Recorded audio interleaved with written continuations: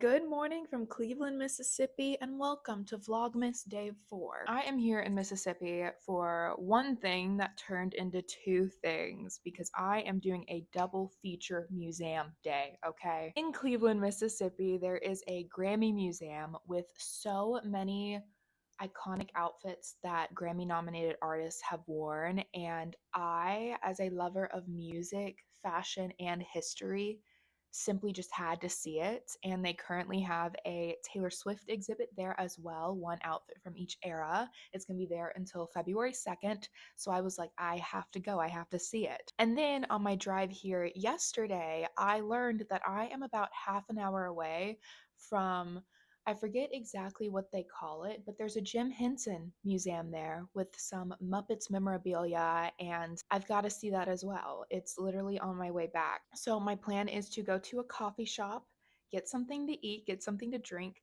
go to the Grammy Museum, spend a few hours there, and then make my way to, I believe it's pronounced Leland, Mississippi, to do the Jim Henson Museum. Yesterday's drive was not bad. It was about 8.5 hours. My GPS took me down some weird roads, but overall not bad. I pretty much just listened to the Hobbit audiobook the entire time and then some Taylor Swift music, of course, but I am so excited. There is quite literally a million mirrors in this hotel room, but I wanted to show you guys my outfit. I am wearing my Midnight's cardigan with a white turtleneck underneath because it is chilly out. And then I've got on the skirt from the common room shop and then some pantyhose, some tights, because I'm not kidding. It's literally like 35, 40 degrees out. It's going to be cloudy all day. It's a chilly one. I am pretty much all packed up. So in the next few minutes, I am going to head on out and I'm going to, I don't know if they pronounce it Zoe or Zoe, but it's a little coffee shop in their downtown area, and I'm so excited.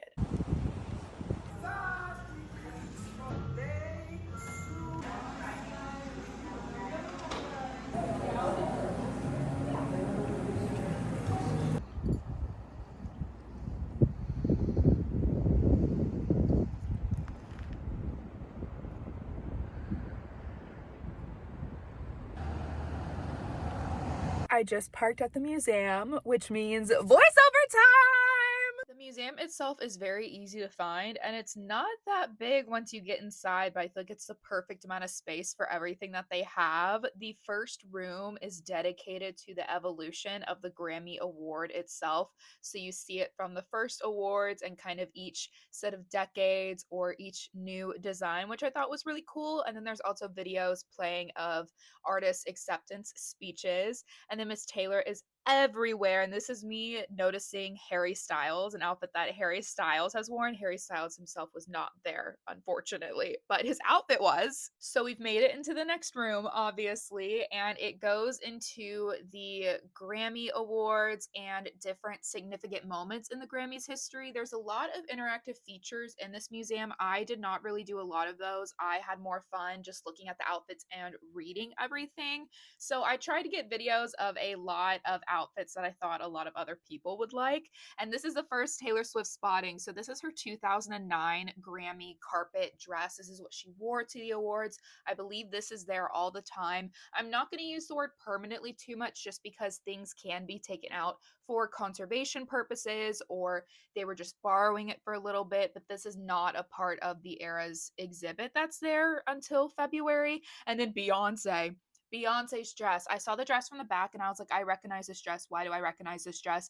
Beyonce 2014 Grammy Awards. This was her dress that she wore on the carpets. And then another outfit that I saw and loved was Barbra Streisand's. Okay, now these couple outfits are what had my jaw on the floor when I first saw them and recognized them from across the room. This is Taylor Swift's 2023 Grammy outfit. This is what she wore on the carpets, what she wore to the awards. I'm obsessed with this two-piece. I think it's gorgeous. And then Harry Styles. Yep, Harry Styles. This is the one I saw it from across the room and was like, that's Harry Styles. He wore that. So this was his 2023 jumpsuit that he wore, also the year that he got album of the year for Harry's House. It's so sparkly, it's gorgeous. I absolutely love this piece.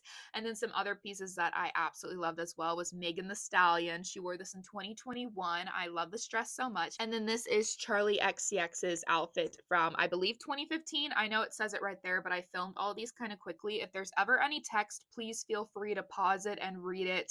I tried my best to at least get a good pause frame, but as mentioned, this exhibit is very interactive. They had a whole light up floor, and now we are getting into the important part, the Taylor Swift Through the Eras exhibit.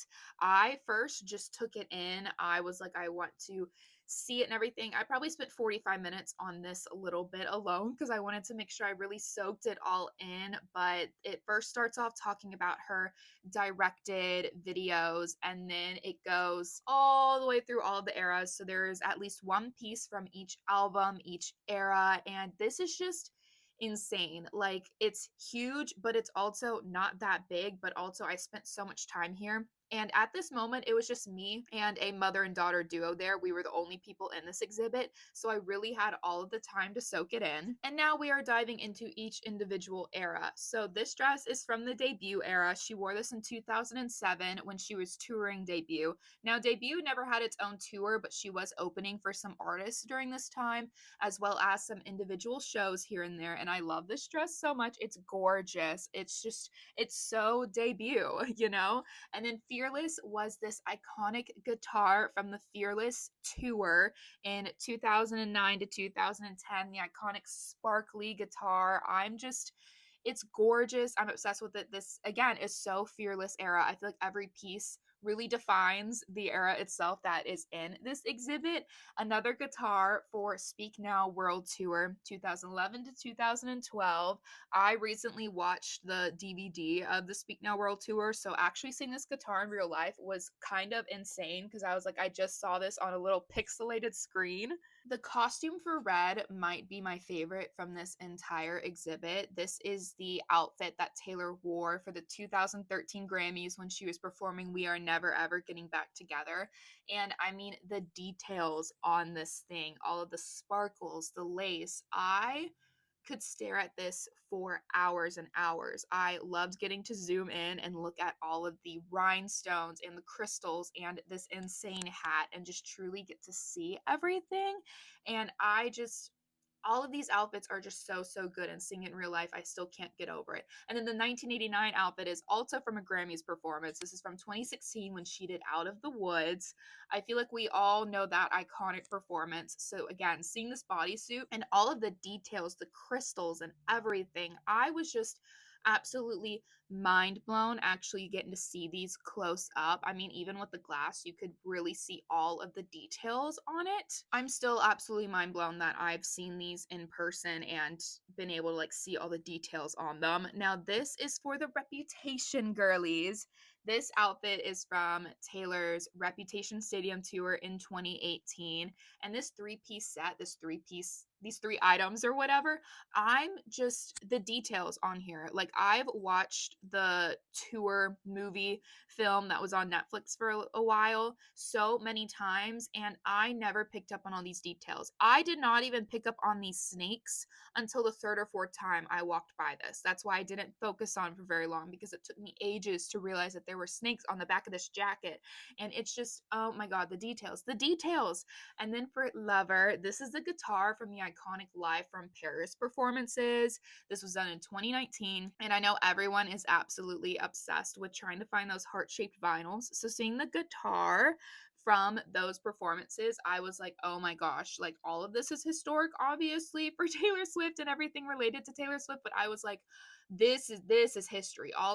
This is history. Next is Evermore, and if you're wondering why Evermore and Folklore are swapped, I'll get into that in just a second. But this is the iconic coat from the Evermore album cover, and I listen to Evermore all the time, and so you tell me I've seen the jacket in real life that I see on my phone almost every single day. And then for Folklore, the reason that they are swapped is because the jacket is from 2020, the album cover, and the Folklore dress that they're using for this is from the 2021 Grammys, where she won Album of the Year for Folklore. So the outfits are in chronological order. That's why it's swapped.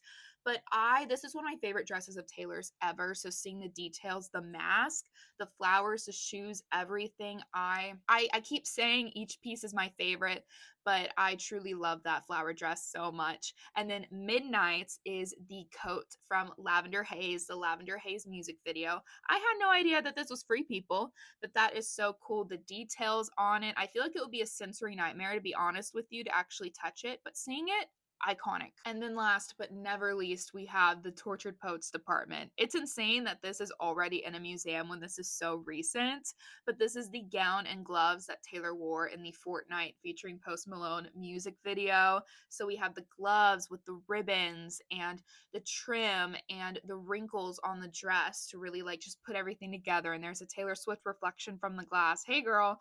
And just all of the details and everything, seeing it. I'm like, I've watched this music video, I don't know how many times, and now I've seen the dress in real life. Like, that's just insanity. This entire thing was insane to me. I've said that so many times, but just seeing all of these iconic pieces in person, I feel like Taylor and her team picked out such good pieces to define each era, whether it be a guitar, a Grammy performance outfit, a music video outfit. I just feel like everything just fully encapsulates whatever that word is, the eras. Moving on to the rest of the museum, they had a whole area that was just dedicated towards Mississippi musicians and artists. So this was a jumpsuit that Elvis Presley wore. They had outfits that Faith Hill wore and so many other iconic artists. And then they had this wall that highlighted a lot of artists that are from Mississippi and their accomplishments and everything that they've done. I just love that they had a whole area dedicated just for artists from Mississippi because obviously we are in Mississippi. Now, this next exhibit I thought was there all the time, but it's just there until I believe mid-April. But all of this was provided from Bruce Springsteen's archives, organization, something like that. And it's going into just so many iconic moments in American history. It starts with the 1600s and goes all the way to recent day. And it's got so many pieces like Ella Fitzgerald's dress and Frank Sinatra's bow tie and so many other just iconic moments in American music history. And it gives you timelines throughout, and there's a lot of interactive bits where you can watch music videos from certain eras, look at outfits from certain eras and artists that were like obviously really significant, and just going through the decades I thought was so insanely cool. And I'm so glad that this was overlapping with the Taylor Swift exhibit while I was there, because this was what I spent ages in here. I think I spent a total of 2 hours in this museum, but this room in particular, every time I would read like something that belonged to someone, whether it be a letter that they wrote, a song that they wrote, an outfit or something, I would like look around like, oh my God, I can't believe like this is here in front of me right now. So this is an outfit that Bruce Springsteen wore. They had a couple of his instruments as well. Obviously, this is donated by his archives and creation team. I haven't done too much research into that, but I definitely will, because this room just made me love music so much. I already do. I already had a great time looking at everything else, but this just made me really have a moment with music. And this is a moment for the Beatles and kind of the rise of concerts and music festivals with Woodstock. They had so many pieces for so many different artists and bands where it was like, oh my gosh, like so many, like songs that were just written on like pieces of cardboard or in a journal or on a stray sheet of paper. And I was just, like I said, losing my mind. And I lost my mind with this Madonna outfit as well. I knew this one was there and I was really looking forward to seeing it. But this exhibit was just gorgeous. I want to say it's there until April 25th, if I remember correctly. But I had just the best time at this museum. I love history, fashion, and music. So this was like the best place to be. And then walking into the museum, I missed this going in, but they had a whole part just dedicated to recent Grammy winners. And then they did sell some official Taylor Swift merch in the shop. I did not get any, but I was like, that's cool. And this is a tote bag with her cookie recipe. This is not official, but still cool to see. When I left, it was raining and it was chilly, but of course I had to get my little videos and pictures with the signs and everything, really soak it all in, because this place is just so cool. And I loved learning about the history and as to why it's in Mississippi in particular. Oh my God. Oh my God. That museum was so cool. I have no idea what I'm going to say on the voiceover. You've already heard it. But oh my God, that place was so cool. I pretty much had the place to myself I was in there for about 2 hours. I had it pretty much to myself until like the last 15 minutes when a class on a field trip came in. They looked like they were fifth graders, if I had to guess. And then they were running everywhere as they should. It's a very interactive museum. And I just want to do a quick little walkthrough one more time and then I was out of there. But oh my God, that was so cool. They had so much memorabilia and history and I have no words. I mean, Beyonce? I was just thinking a couple of days ago, because I'm from Houston, so is Beyonce. I was like, I need to see a Beyonce outfit in real life at some point. And so I think I was more freaked out about that than I was any of the Taylor Swift stuff, because I didn't know it would be there. But they had so many things. They had so many outfits that had been worn on the carpet, like Megan Thee Stallion, Harry Styles, multiple Taylor Swift outfits that are there, I guess, permanently, I guess. They had two of her outfits that she's worn on the carpet, and then, you know, the whole exhibit with her outfit.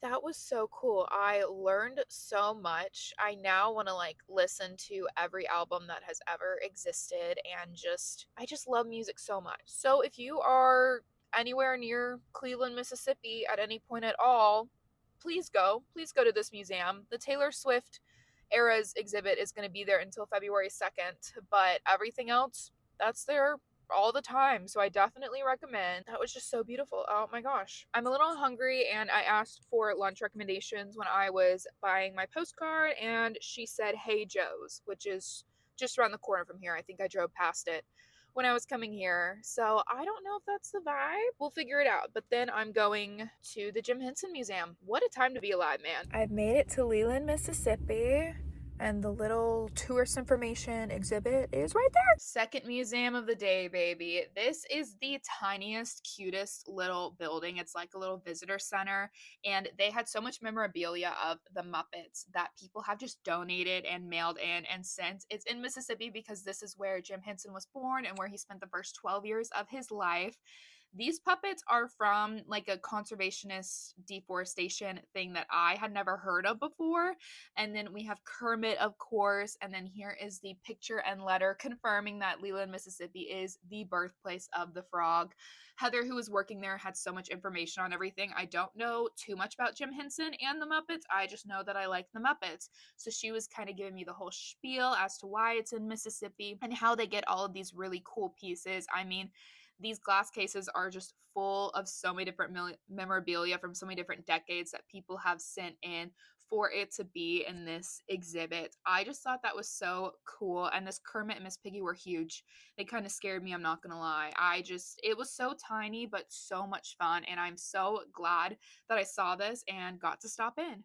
The Jim Henson exhibit was so cute because it's so small. It's like their little tourist center area, but they had so many like merch items and memorabilia for over the years that people have donated. They had a bunch of stuff from Jim Henson's, time growing up here. I was informed that he was here for about the first 12 years of his life before his family moved back to Maryland. But it was so cool seeing everything. Heather, who's working there today, knows so many things. Most of the things she was saying, I was like, I did not know that. But it was just such a cool exhibit, and I feel like it was briefly on my radar, didn't really pay attention to it, and now I'm so glad that my GPS took me the weirdest way possible to get to Cleveland yesterday. Did I already say yesterday? Otherwise, I wouldn't have known that I was so close to this, and it was really cool. Now, it's only about 2:15. It's pretty early, but I am headed back. I'm doing a partial drive today to Monroe, Louisiana, and then the rest of the drive tomorrow. So I've got time to kill in Monroe when I get there to just hang out before I get to my hotel and get some work done. But now I'm going to drive and charge my phone because it's not looking too good for my battery. And it's raining. Anyways, I hope that this vlog was fun and informative and I already know I'm yapping a lot. I don't need to worry about that. But I just love museums. I love history, especially stuff that's like pop culture and, music. And I mean, learning about Jim Henson's life, like not his life, but, his life here in Mississippi for the first little bit is just so cool. And I had a really amazing time. So thanks for watching and stay tuned for Vlogmas Day 5.